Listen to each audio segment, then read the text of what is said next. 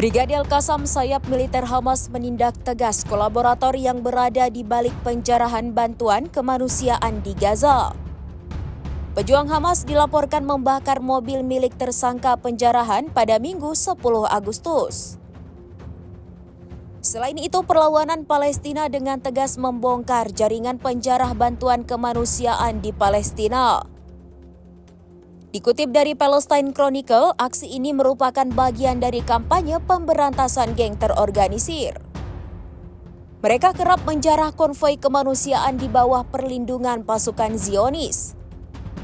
Dalam rekaman yang beredar di media sosial, tampak pejuang Hamas membakar mobil milik salah satu tersangka.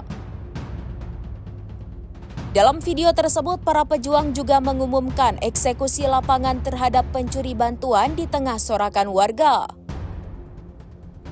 Sementara itu, Hamas dilaporkan berhasil melumpuhkan sekelompok pencuri dan bandit yang beroperasi di wilayah Gaza.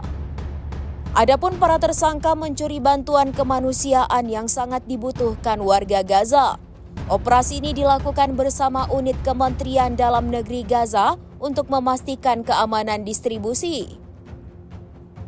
Lantas pejuang Hamas menegaskan tindakan ini untuk mencegah kekacauan dan penyelewengan bantuan.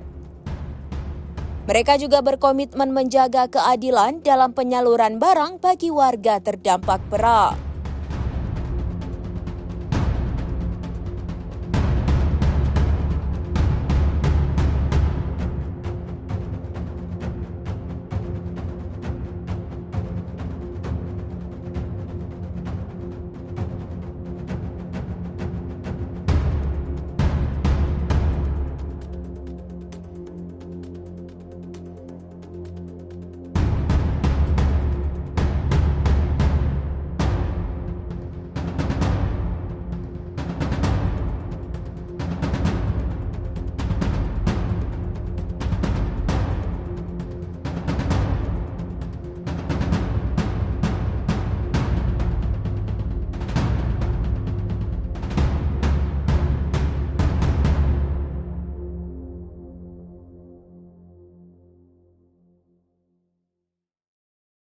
Download Tribun X sekarang, menghadirkan lokal menjadi Indonesia.